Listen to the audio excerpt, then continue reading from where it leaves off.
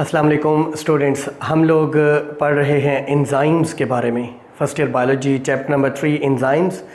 इस टॉपिक में हम सीखेंगे mechanism of enzyme action. Enzyme action क्या है, एंजाइम फंक्शन क्या है, एंजाइम का काम क्या है। एंजाइम का काम है कैटालाइसिस। ये कैटालाइज करते हैं केमिकल रिएक्शंस को, ये स्पीड अप करते हैं, ये हेल्प आउट करते हैं केमिकल रिएक्शंस को, ये ऑर्गेनिक रिएक्शंस को, ये बायोकेमिकल रिएक्शंस को एक्टिवेशन एनर्जी प्रोवाइड करते हैं, यानी ये बायो कैटलिस्ट के तौर पे काम करते हैं। सवाल ये कि ये काम ये कैसे करते हैं, यानी इनका मैकेनिज़्म क्या है। तो इस टॉपिक में हम इन डिटेल मैकेनिज़्म देखेंगे।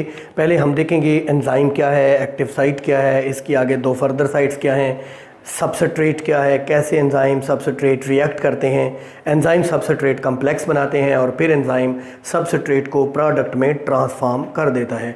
फिर हम दो मॉडल देखेंगे, एक लॉक एंड की मॉडल है एंजाइम एक्शन का कि एंजाइम काम कैसे करता है, और दूसरा है इंड्यूस फिट मॉडल। इस टॉपिक में, इस लेक्चर में यही चीज़ें इन डिटेल हम देख रहे होंगे। स्टूडेंट्स, हमें मालूम है कि enzymes are proteins.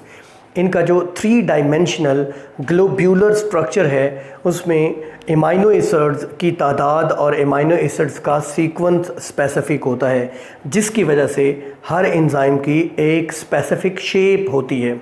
Her enzyme की एक स्पेसिफिक शेप होती है और एंजाइम का एक छोटा सा पार्ट जो कि कैटालाइसिस में हिस्सा लेता है उसको एक्टिव साइट कहते हैं। ये चार्ज बियरिंग साइट है, ये स्पेसिफिक शेप रखती है, ये स्पेसिफिक ज्योमेट्री रखती है। इस स्पेसिफिक ज्योमेट्री की वजह से ये एक स्पेसिफिक सबस्ट्रेट को ही प्रोडक्ट में कन्वर्ट कर सकती है। यानी if I say enzymes are specific with respect to their function, with respect to their substrate, or with respect to their reaction they are catalyzing. So it is true, means enzymes are specific. Why? Because they have a specific geometry of their active sites. Active sites geometry is specific, so they select a specific substance, a specific substrate to convert or to transform into products. What is the substrate? Substrate होता क्या है?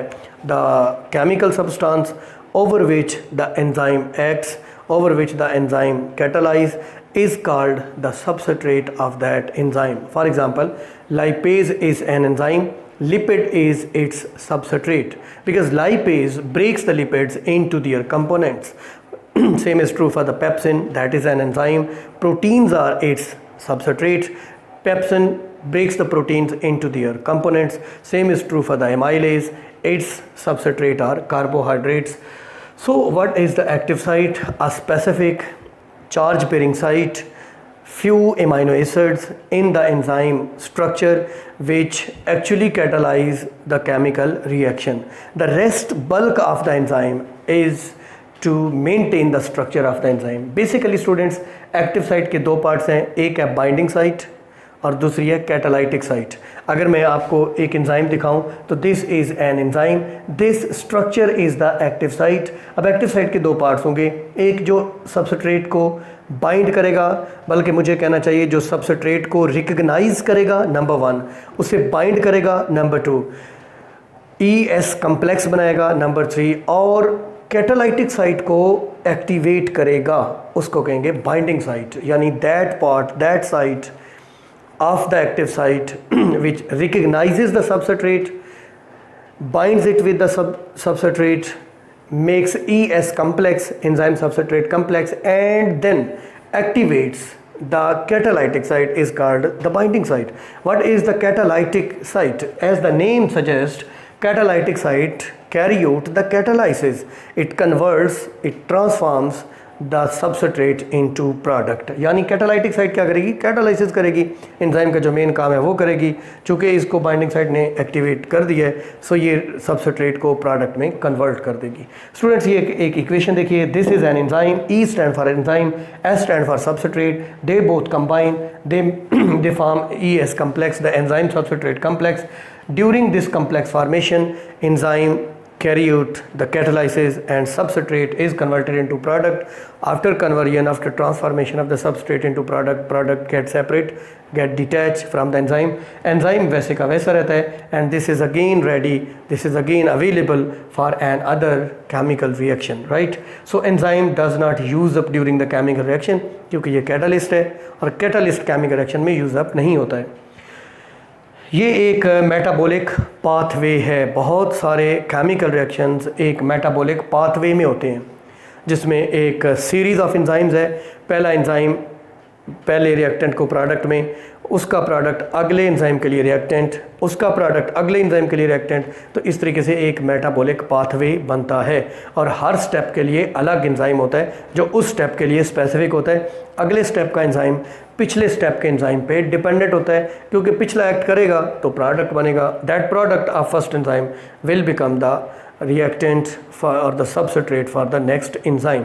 Students, बड़ी important बात, हमारी body में दो ऐसे chemical reaction, हमारी बॉडी में नहीं, लिविंग ऑर्गेनिजम्स में दो ऐसे केमिकल रिएक्शंस हैं जो ऐसे means we can quote two examples over here. One is photosynthesis, single step नहीं है बल्कि मैनी स्टेप्स हैं, हर स्टेप का एक अलग एंजाइम है। दूसरा है सेलुलर रेस्पिरेशन और aerobic respiration which takes place in the cell, जिसके स्टेप्स हैं ग्लाइकोलाइसिस है, देन क्रेब्स साइकिल है, इलेक्ट्रॉन ट्रांसपोर्ट चेन है। तो उसमें मुख्तलिफ स्टेप्स हैं, पहला स्टेप दूसरे को हैंड ओवर करता है अपना प्रोडक्ट, दूसरा तीसरे को। तो ज़रा ये देखिएगा, this is an initial substance and we have to convert this initial substance into this E final product। कैसे?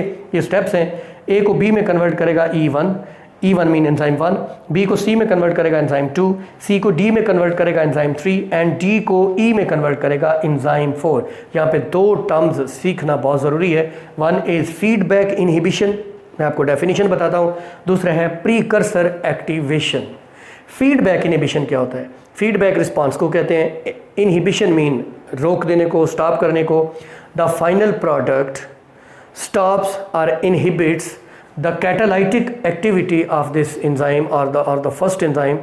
This is called feedback inhibition. Basically, what is feedback inhibition? The enzyme activity is inhibited by the final product. This is called feedback inhibition.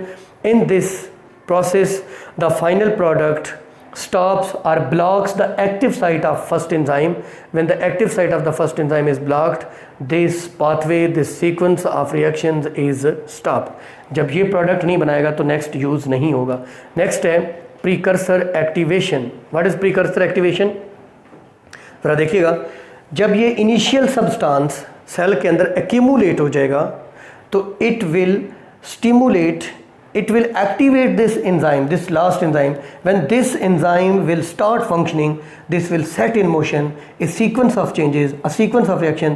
This will demand D from E3 and E3 will demand C from E2 and E2 will demand B from E1. In this way, a sequence of reactions will start and this is what is called precursor activation. The word precursor mean पहले से मौजूद। When the initial substance is accumulated in the cell, it activates the enzyme which starts a sequence of reactions due to which the first initial product is consumed. This is called as precursor activation. Enzyme action को समझने के लिए दो model पेश किए गए कि enzyme action कैसे करता है, एंजाइम सबस्ट्रेट का रिलेशनशिप क्या है, वर्किंग कैसे होती है। एक है लॉक एंड की मॉडल और दूसरा है induce fit model. What is lock and key model? इस मॉडल को 1890 में एमएल फिशर ने प्रपोज किया था। इस मॉडल के मुताबिक एंजाइम एक लॉक है और सबस्ट्रेट इसकी की है। जैसे एक स्पेसिफिक की एक स्पेसिफिक लॉक को ओपन अप कर सकती है, इसी तरीके से एक स्पेसिफिक सबस्ट्रेट एक स्पेसिफिक एंजाइम को एक्टिवेट कर सकता है। Students, according to lock and key model, enzyme एक रिजिड स्ट्रक्चर है, यानी एक्टिव साइट एक रिजिड स्ट्रक्चर है। जैसे लॉक एक रिजिड स्ट्रक्चर होता है तो एक्टिव साइट एक रिजिड स्ट्रक्चर है। सबस्ट्रेट जब इस एक्टिव साइट के अंदर आके फिक्स हो जाएगा, फिट हो जाएगा, तो ये ES कम्प्लेक्स बनाएगा और ES कम्प्लेक्स के बाद ये सबस्ट्रेट प्रोडक्ट में कन्वर्ट हो जाएगा।